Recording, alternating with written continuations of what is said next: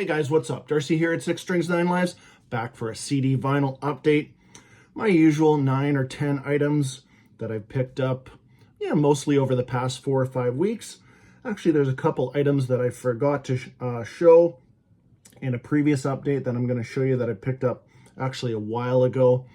But before we get rolling on this update, I just want to cover off a couple of future releases that I'm sure most of you are aware of. And if not, that's good because we'll cover them anyways.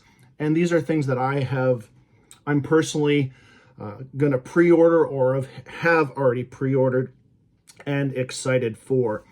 First up would be the Black Sabbath Anno Domini, the Tony Martin era box set, 1989 to 1995. Yes, missing the album from 1987, The Eternal Idol, which is one of my personal favorites. But why is it missing? Well, at the time when this was announced, I honestly didn't put two and two together that is a totally different label. So the albums Headless Cross, Tear, Cross Purposes, and Forbidden are all on IRS. So they've bundled that up. Unfortunately, the Eternal Idol won't be in this set, but I'm sure they will do a box set and, give it that special treatment. I'm sure they will also with another one that I was hoping for kind of an anniversary last year in 2023, since this album came out in 1983, is Born Again. I'm sure they're working on that one too. I would love to see both of those. But really looking forward to the Tony Martin era box set. I have pre-ordered it on vinyl. Originally, I live here in Canada, so it started off at $155. It's since dropped to $133. That's the benefit of pre-ordering. You always get that best price. So let me know in the comments if you're interested in that one and you're going to pick it up. Like I said, I'm really excited about it because there are some real gems in those albums. Another one that I saw on Amazon, pre-order, didn't even know this was getting reissued, is Hellripper, Complete and Total Fucking Mayhem. This is James McBain, of course. This is a collection of the first EP and a bunch of splits, singles that he's done with other bands. This is the Reaper Metal Productions, but this new one is getting released on April 26th on Peaceville. So that's James' current label, great distribution, and glad they are jumping aboard and getting these other albums out. Some of them are getting hard to get, especially the next one that I'm going to show you, which I saw on the Napalm Records site, and I was wondering, because there's no label on there, so I actually got a hold of James, and he goes, yes, Peaceville is reissuing the fantastic EP. I think this is from 2019 or something. Black Arts and Alchemy. So Peaceville is reissuing this one on CD and vinyl. Those ones are coming out May 31st. Already up for pre-order, so grab those. Like I said, CD and vinyl for those. This one the reissue is just CD for now. Because I didn't ask him, but a couple of years back, Diabolic might reissued it on vinyl, so the licensing might have to run out before Peaceville grabs that and reissues it, but I'm sure they will.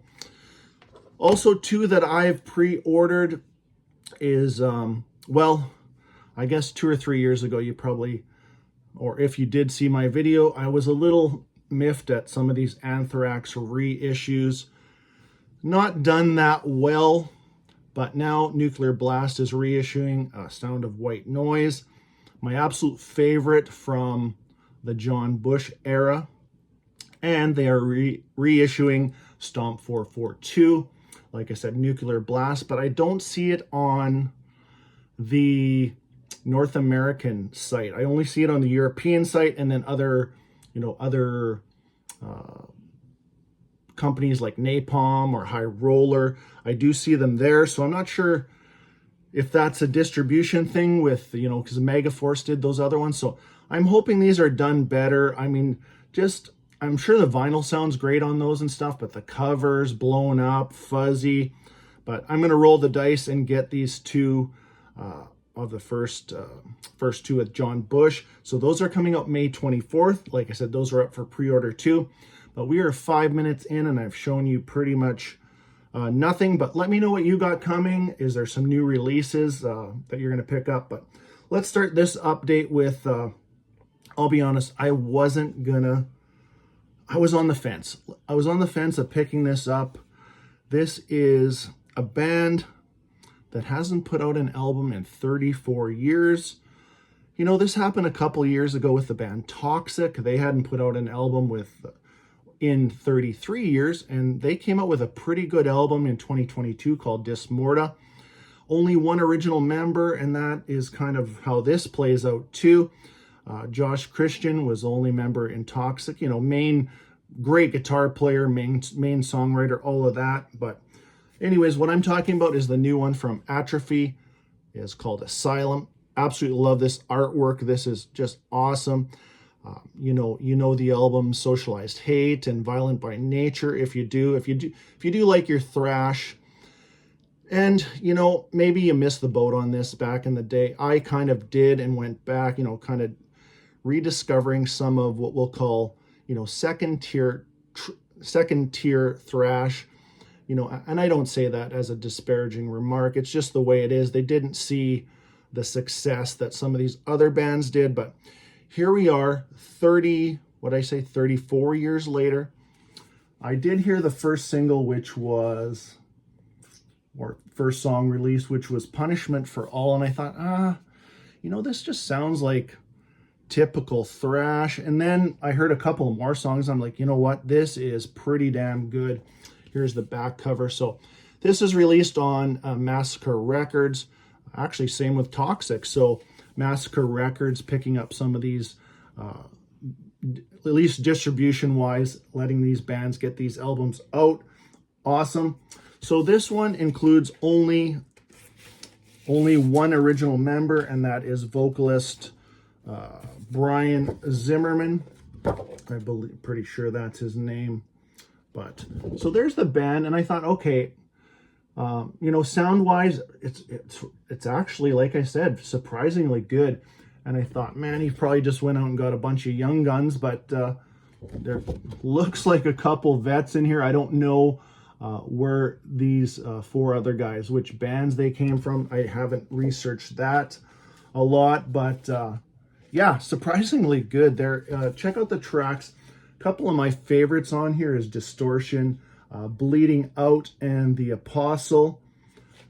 Yeah, this might be, yeah, I'm not going to say this is blow you away thrash, but it's, yeah, it might be one of those surprises of the year. This one came on red vinyl. I think it was also also available on black vinyl, and I think red and black. So here is that. Centering's the same on both sides, so glad I'm checking that one out. Only the third album, and like I said, you know, 34 years. So sometimes you kind of, you kind of hesitate on some of this stuff, but you know, I've been wrong a few times. A few years ago, that new Possessed, awesome, which I hope they're working on a new album. That would be, I think they are, and hopefully it'll be out by the end of the year. Next one up on my list, another new release, which this Atrophy album came out just in March 19th or something.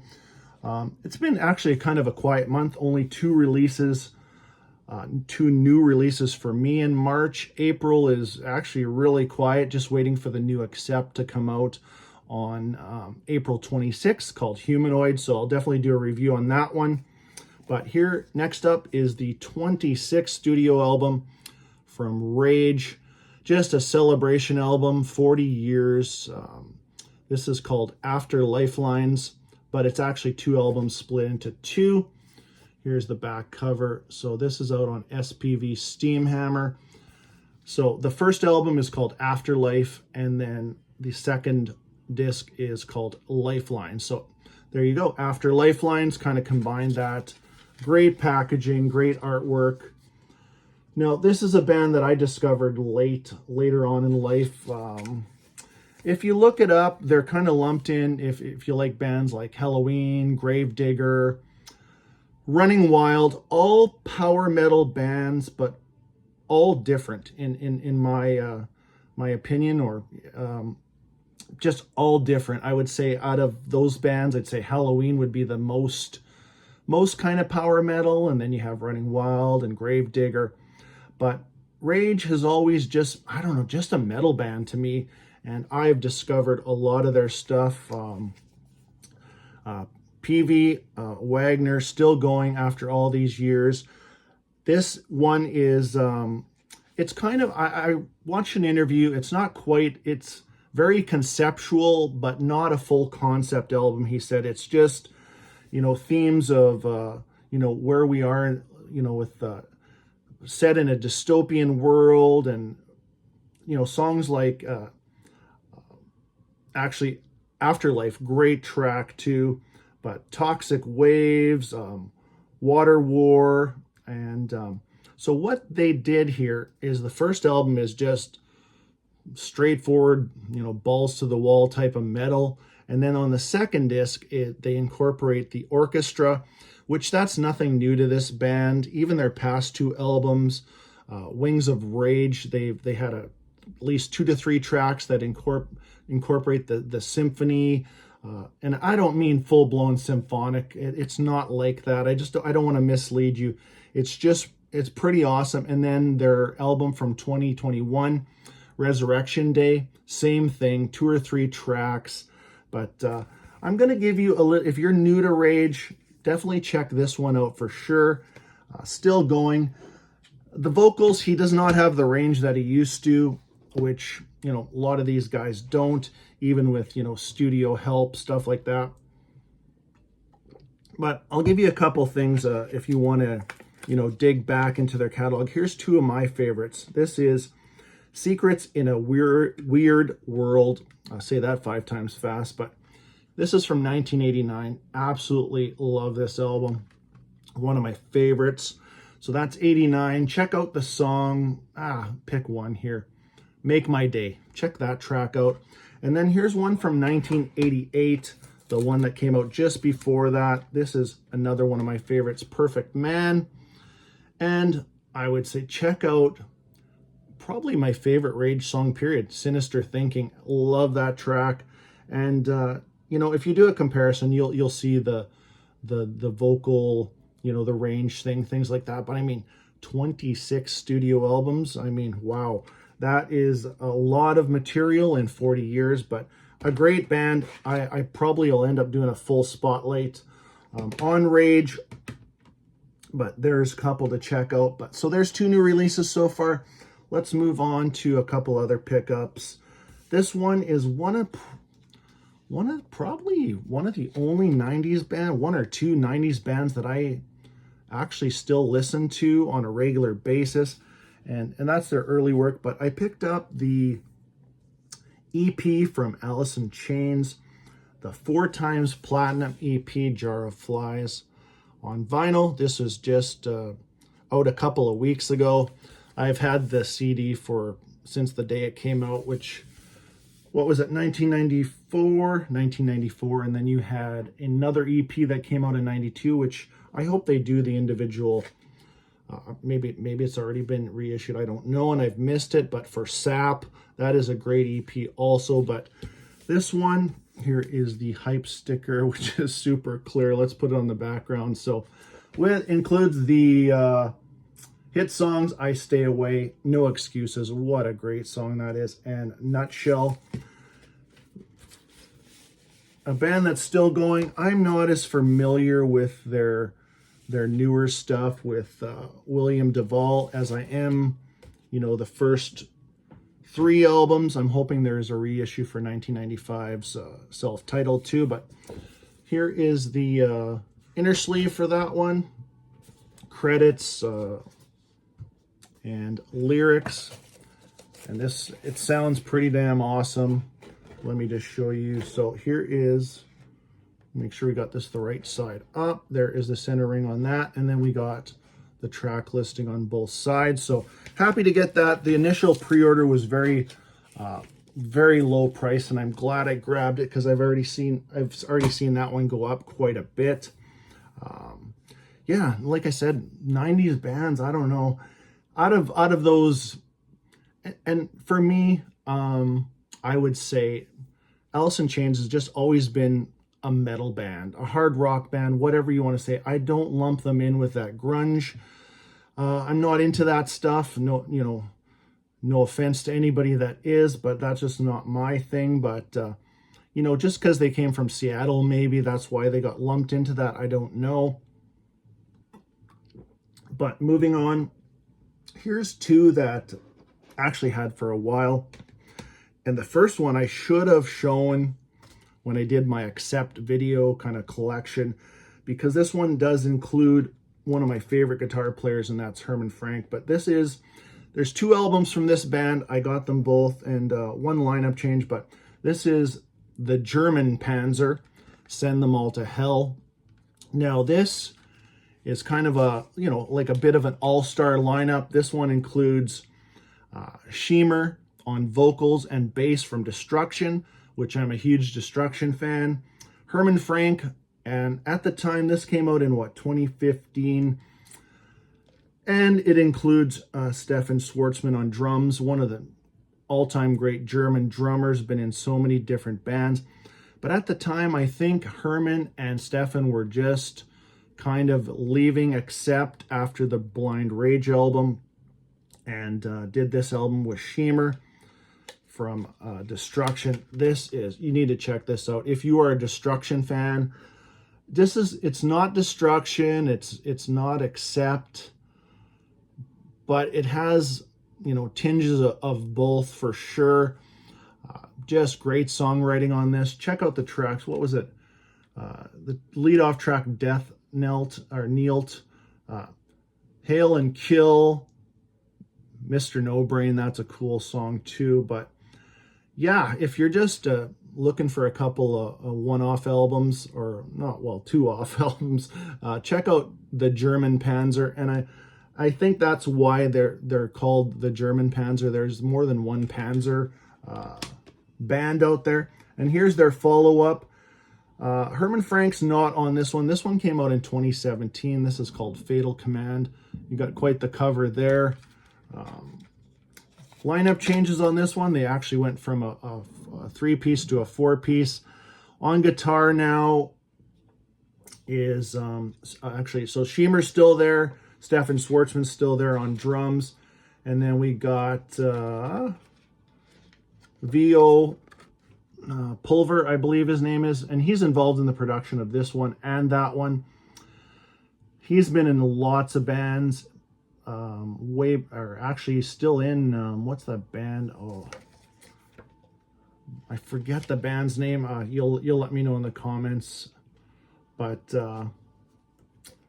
who else is in this one? The guitar player from what are they called? Hammerfall, Pontus. Now, to me, this one is not quite as good as Send Them All to Hell. And maybe I'm biased because I love Herman Frank's guitar playing, fantastic. But you know what? Pontus and VO do a great job on this one too. Again, released on Nuclear Blast. Picked these two up cheap, and yeah, I'm glad I did. Panzer, German metal. Don't know if they're still, going to do anything together, or I don't know. It's been a while. It's been, 7 years now, and I'm sure Hammerfall's working on a new album. Destruction's probably working on a new album too, but moving on, picked up one of my, I'm not going to say childhood, but teenage years favorite albums on vinyl. I've been looking for an original pressing, and it just kind of eluded me. I've seen a couple, but they are in really rough shape. Then I saw this reissue for Killer Dwarfs debut album. Super glossy. This is a, it's a reissue on Unidisc, or Attic Records. And here is the hype sticker. I do have a few of these. That Sword, Sword, a Lee Aaron Metal Queen, this one, which I spun all of these over the past few days, but if yeah, great Canadian band, just didn't see the success, you know, a lot of other bands, but they had some really good albums like Stand Tall, Dirty Weapons. Check those two out too. Here is the inner sleeve. So this is less glossy. So this is the cover. And here's the back. I think the song, if you remember a compilation called Metal for Breakfast, there was a track on there called Heavy Metal Breakdown. Crazy video back in the day on Canada's Much Music. But other great tracks are You Ready? Can't Lose, love that song too. Gotta Lose to Win, Outlaw of a Modern Man. This is, I don't know if this is, I would say it probably is my favorite Killer Dwarfs album. This is kind of when they just had that just raw, hungry sound. Here is here's the vinyl. It's some, I'm not sure what we called this one here. There, that's better. There's the center ring on that one and the center ring on this side. So orange swirl, actually super thick. It's almost like, yeah, definitely 180 or whatever, but always good to, you know, pick up some of those, you know, favorites that you had, you know, growing up, some of those albums. And for me, living here in Canada, I got those bands like, you know, Kick-Axe, Helix, you know, obviously Killer Dwarfs, just underrated stuff, which I still enjoy to this day. All right, now spinning some Judas Priest in the background. That happens to be my first new release, Judas Priest, Defenders of the Faith, back 40 years ago. I did a review on this album. I'll just cover off what I picked up for Judas Priest. You guys have seen this a million times, but of course, here's Invincible Shield. I'll flip over the back, show you that once. I just picked it up on black vinyl, which you've probably already seen that, but oh, let's take one out anyways. And like I said in other videos, if I had to pick one favorite band, that would be Judas Priest. So here's the shield on this side. And then we have, I love that logo right there. But so far, it's going to take one heck of an album to knock this one off of the #1 position for me for the year. So inners, I'll show you those. So love the artwork, the detail here on both inners, which we covered off in that, or one of my videos anyways, Mark Wilkinson art. And then I did pick up the alternate cover. Had to have both. I love both. No problem with this cover. No problem with this album. Definitely my most spun album of the year, but I'm still looking forward to other releases. I mean, I can't just shut the door on #1 yet. We'll see. You know, and speaking of, earlier I mentioned those Anthrax reissues. Man, I just hope those guys come out with a new album. I've been kind of in a bit of an Anthrax mood here over the past few days. Also, I've listened to pretty much all of the John Bush era and then into the latest two reunion albums with Joey. You know, very excited. But what else? Oh, can't forget to show you this. I did pick this up. This is just pure souvenir. This is Judas Priest on cassette. Invincible Shield. Don't know if anybody else picked this one up. No plan to even open this. This one will just sit. This is, like I tell my wife, you know, you have your paintings on the wall, whatever. You got your whatever collection, your candle collection. Well, I got my little cassette collection going here. So, like I said, little souvenir, had to have that. $10, not too bad.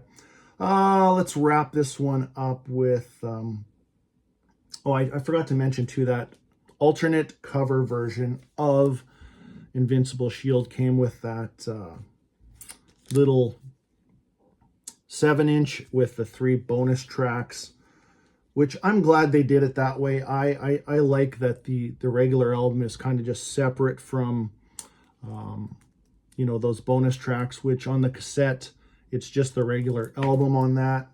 And to wrap this one up today, I picked up, I don't know, let's call them unnecessary pickups, because they're, you know, I'm going to buy these because I love King Diamond, but I do find it very, I don't know, devious. They just sucker me into this stuff.